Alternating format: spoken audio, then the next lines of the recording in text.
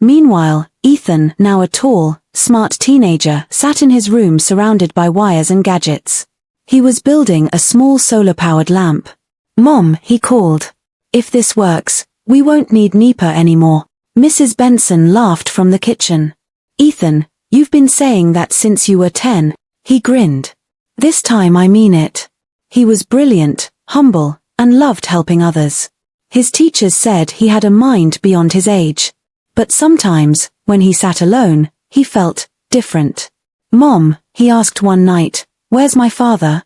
Mrs. Benson paused. Her heart ached. "Your father, he's gone, my dear." "What about my real mother?" She froze, her spoon mid-air. Then she smiled gently. "Your real mother loved you very much. That's all you need to know for now." He didn't press further. But deep down, he always wondered why his story felt incomplete. One fateful afternoon, Grace received a call from Mrs. Adeyemi. "Grace," she said excitedly, "I just got you a big catering deal. It's for a corporate luncheon at Daniel Holdings Limited." Grace froze. The name hit her like a thunderbolt. "Did you say Daniel Holdings?" "Yes. It's one of the biggest firms in Lagos. The CEO himself requested a new caterer. They'll pay well, Grace. This could change your business forever." Grace forced a smile. "Thank you, Ma. I'll do my best." But inside, her heart raced. Daniel. Could it be him? She hadn't seen or heard from him in over a decade. She didn't even know if he was still married or if he'd forgotten her completely. Still, she whispered to herself that night, "If fate wants our paths to cross again, then so be it. But this time, I'll walk with my head high." The morning of the catering job came bright and clear. Grace wore her cleanest uniform and tied her headscarf neatly. Her catering van was loaded with trays of rice, chicken, salads, and desserts. Her team was excited. This was their biggest contract yet. As they drove through the company gate, Grace's heart pounded. The building was tall, glassy, and intimidating. Inside the boardroom, executives were already gathered. Grace and her team set up the food quietly, moving with practiced precision. Then, a familiar voice echoed across the room. "Excuse me, is everything ready for the luncheon?" Grace froze. She turned slowly. There he was. Daniel. He looked older, wearier. The confident sparkle he once had was gone, replaced by exhaustion and guilt. His once proud shoulders now slumped slightly, as though carrying invisible burdens.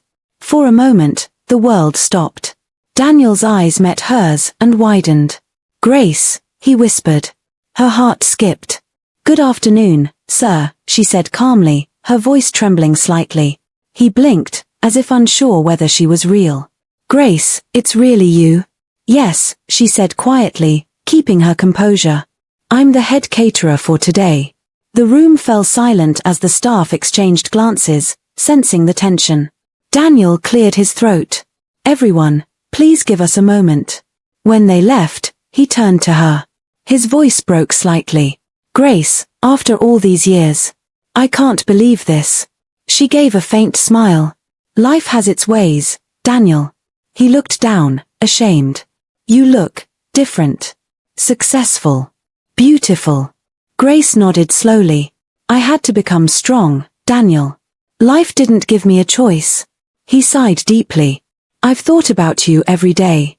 I wanted to find you, but I didn't know where to start." Grace's eyes hardened. "You didn't try hard enough." He swallowed, guilt clouding his face. "You're right. I was weak. I let my mother destroy everything. And now, she's dying." Grace's lips parted. "Dying?" He nodded. "Cancer. The doctors say she doesn't have much time left."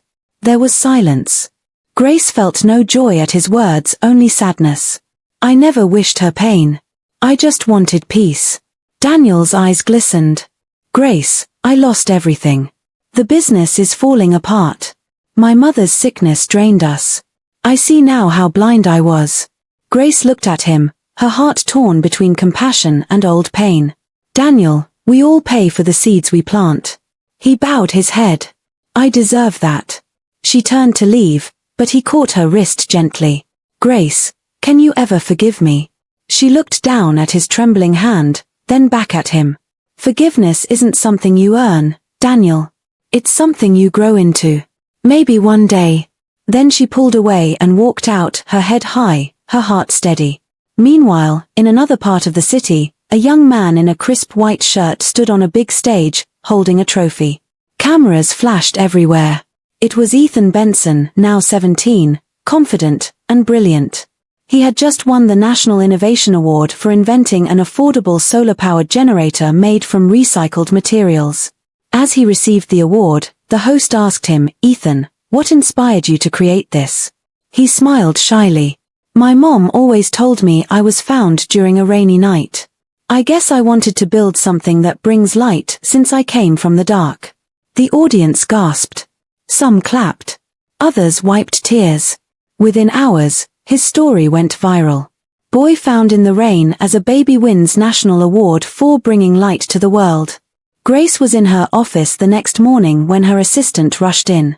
"Auntie Grace, have you seen this?" She handed her a newspaper. There was Ethan's smiling face on the front page. Grace froze. The headline hit her like lightning. The photo, the same sharp eyes, the same tiny birthmark under his chin. Her heart began to race. "This boy," she whispered. "He looks like..." Tears filled her eyes as her mind flooded with memories. The storm. The baby she lost. The years of pain. She held the paper close to her chest, whispering through trembling lips. Could it be, my son? That same week, Daniel also saw the viral story. He sat in his office, scrolling through his phone, and when he saw the picture, his mouth fell open. "Impossible," he muttered. "He looks exactly like me when I was young." He printed the article and rushed to his mother's bedside. "Mother," he said urgently, "do you know anything about this?" Madame Victoria, weak and frail on her sickbed, turned her head slowly. Her eyes flickered with fear. "What is it?" she croaked. He showed her the newspaper. "This boy, found in the rain 17 years ago. He looks just like me. Tell me the truth, Mother. What happened that night?" Victoria's hands began to tremble. Her eyes welled up. "Daniel," she whispered. "Forgive me." Daniel's heart pounded. "Mother, what did you do?" Tears rolled down her pale cheeks. "I lied. The baby didn't die. I took him and left him outside. I thought I was protecting you. I was wrong. So wrong." Daniel staggered back, his face pale. You left my son to die." She wept uncontrollably. "The devil used me, Daniel. Please forgive me before I die." But Daniel couldn't speak. His world spun. He turned and walked out, tears blurring his vision.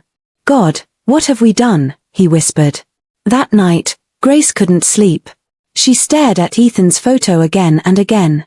Her heart told her the truth her mind couldn't yet believe. Her son was alive. She didn't know how to find him or how to tell him who she was, but for the first time in years, her heart felt alive again. She knelt by her bed, whispering through tears. "Thank you, God. The child they said was dead, lives." And somewhere across the city, Ethan sat by his window, looking out at the rain. He smiled faintly. "Mom," he called to Mrs. Benson, "don't you think the rain sounds peaceful tonight?" She smiled. "Yes, my son. It sounds like a blessing." He looked out again, unaware that destiny was already turning its wheel, preparing to reunite him with the mother who had never stopped praying for him. The city buzzed with excitement. Ethan Benson's story was everywhere on television, radio, and social media. People called him the boy from the rain. But for two families, the story carried a storm of truth waiting to break. Daniel sat in his office, staring at Ethan's photo on the newspaper spread before him. He couldn't breathe properly. The boy's eyes, the shape of his nose, the faint birthmark on his neck, everything screamed of something deeper. He whispered, "No, it can't be." He reached for his phone and called his mother's caretaker. "Tell Madame Victoria I'm coming home now, it's urgent." Within an hour, Daniel stood at the doorway of his mother's sick room.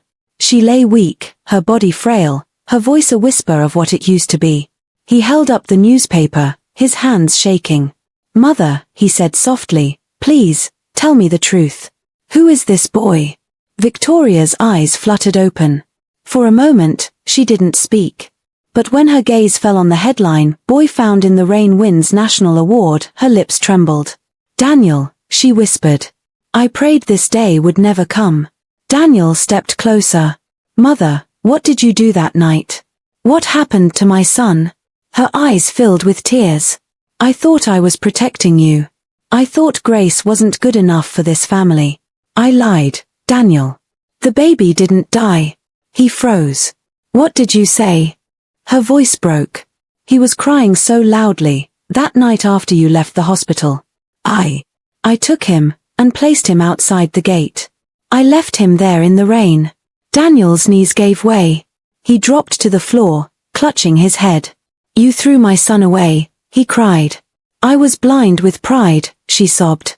"I thought the world belonged to us. I didn't know the world would punish me for what I did." Daniel's voice trembled. "Mother, do you know what you've done? That boy grew up without us. Grace thought her child was dead." "I know," Victoria whispered, tears flowing down her wrinkled cheeks. "And every night since then, I've seen his face in my dreams.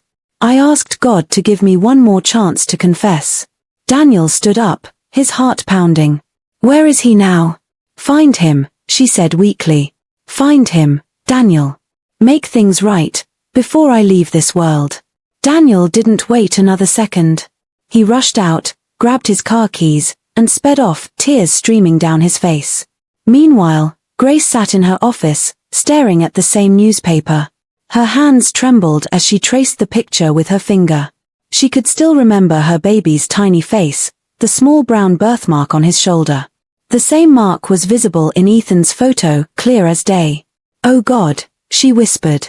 "It's him. My son." Her legs felt weak. She sank to the floor, sobbing uncontrollably. "They told me you were dead. All these years, and you were alive." Her staff rushed in, alarmed. "Auntie Grace, what happened?" She wiped her tears and whispered, "Nothing. I just saw a miracle." Later that evening, Grace gathered courage and called the phone number at the end of the newspaper article, the contact for Ethan's foundation. A woman's voice answered, "Hello, this is Mrs. Benson." Grace's heart jumped. "Good evening, Ma. My name is Grace. Grace Okoro. I saw the article about your son. I believe I know him." Mrs. Benson sounded cautious. "You know him? How?" Grace hesitated, her voice trembling. "Please, Ma. I can't explain over the phone. Can we meet?" Something in Grace's tone touched Mrs. Benson. "All right," she said kindly. "Come to my house tomorrow morning." The next day, Grace arrived at a modest compound in Saulier. Her hands shook as she knocked on the gate. Mrs. Benson opened the door. She was kind-faced, older than Grace imagined, with gentle eyes. "Good morning," Grace greeted softly. Mrs. Benson smiled faintly. "You must be the woman who called. Please come in." They sat in the small living room. Photos of Ethan filled the walls, from baby pictures to his award ceremony. Grace's eyes glistened as she stared at them.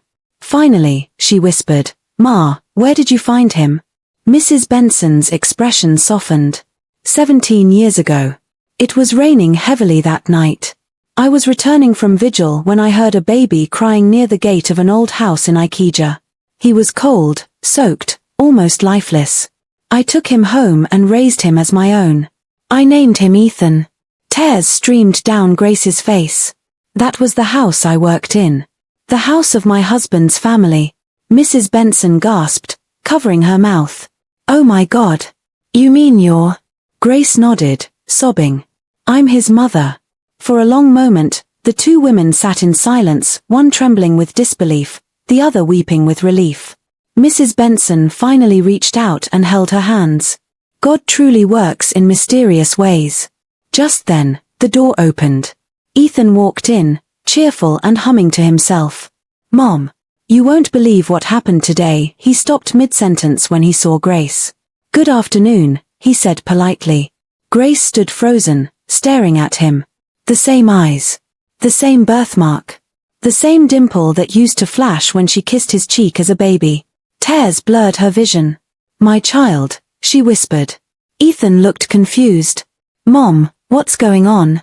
Mrs. Benson smiled through tears. Ethan, meet the woman who gave you life. He frowned, not understanding. What do you mean? Grace took a step forward. Her voice broke. I am your mother. They told me you died, but you didn't. You were left in the rain that night, and this woman, this angel, saved you. Ethan's eyes widened. You mean, all this time? Grace nodded, crying. I've prayed every day for this moment. Ethan stood still, stunned. Then slowly, he walked toward her. He stopped right in front of her, his eyes glistening. Are you really, my mom? He whispered. Grace nodded again. Yes, my son. And then he broke. He threw his arms around her, sobbing into her shoulder. I don't remember your face, but I feel it. I feel it in my heart. Grace wept and held him tight. You don't have to remember, my child. You came from me, and that's enough. Mrs. Benson watched them, tears rolling down her cheeks. Now I know why God sent him to me. It was never to replace what you lost, but to preserve what was meant to be found. A few hours later, Daniel arrived. He had followed the same story trail and ended up at Mrs. Benson's house. When Grace opened the door, their eyes met again, but this time, not as enemies. Daniel's voice broke. Grace. I found out everything. Mother confessed. I'm so sorry. Grace stepped aside silently.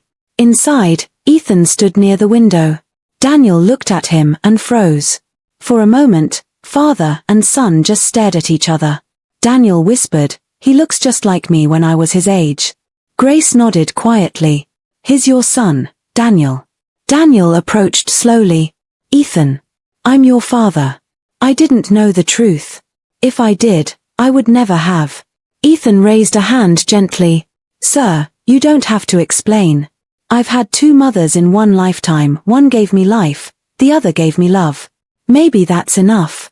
Daniel's eyes filled with tears. I don't deserve your kindness. Grace looked at him softly. None of us do. But mercy isn't earned, it's given. They stood there in silence, the rain beginning to fall outside, just as it had years ago. But this time, it wasn't a night of sorrow. It was a night of revelation. The next morning, the sky was grey and heavy. Daniel received a call from the hospital. The nurse's voice was solemn. Mr. Daniel, your mother passed away in her sleep. He closed his eyes, tears streaming down. Thank you, he whispered. Later that day, he and Grace stood by Victoria's bedside. The once powerful woman now looked peaceful, her hands folded on her chest. Beside her pillow was a small folded note addressed to Grace. Grace opened it with trembling fingers. The handwriting was weak but clear. Grace, my daughter, I took your joy once because I thought I was protecting my pride. But through your pain, God restored everything I stole. Please forgive me. If I could live again, I would kneel before you and beg for mercy. Pray that my soul finds peace in the rain I once used to destroy you. Victoria. Grace's tears fell on the paper. She whispered, I forgive you. A week later, the rain fell softly as they buried Victoria beneath a tall mango tree. Grace stood there, her umbrella shaking slightly in the wind. She placed white flowers on the grave and spoke quietly. You took my joy once, but through my pain, God restored everything. May your soul find peace at last. Daniel stood beside her, broken and humbled. When everyone else had gone, he fell to his knees before Grace. Grace, he said, his voice shaking, I know I don't deserve it, but please, give me one more chance to make things right. Let me be a father to Ethan. Let me show you I've changed. Grace looked at him, the man who had once destroyed her, now kneeling in the mud, begging for forgiveness. She sighed deeply. Daniel, I don't hate you anymore. But I've built my peace. I can't promise we'll be what we once were. But I can promise you this, you'll never lose your son again. Daniel nodded, tears streaming down his face. Thank you, Grace. That's more than I deserve. As they stood there, the rain grew heavier, but it didn't feel cold anymore. It felt like a blessing, soft, cleansing, and new. Ethan came forward, holding both their hands. Mom, Dad, Maybe this rain isn't meant to remind us of pain. Maybe it's washing away everything old. Grace smiled through tears. Yes, my son. The same rain that once took my child has brought him back. Daniel looked up at the sky. Maybe forgiveness is like rain, it doesn't choose where it falls, it just cleans everything it touches. Grace laughed softly. Perhaps it is. They stood there together, the broken family finally made whole by truth and grace. The thunder rolled gently in the distance, and the clouds opened wider, letting the rain pour freely. Ethan spread his arms and spun around, laughing. It's not a curse anymore, he said. It's a promise. Grace watched him, her heart full. She whispered one last prayer, her voice blending with the rhythm of the falling rain. Thank you, God, for turning my sorrow into songs again. And as the rain continued to fall, washing away the past, blessing the present, and watering the seeds of new beginnings, it was clear that this was not the end, but a new dawn. Please don't forget to hit the like button, comment, and subscribe. Your support is what keeps this stories alive. Thank you for watching and stay tuned to get more interesting stories like this.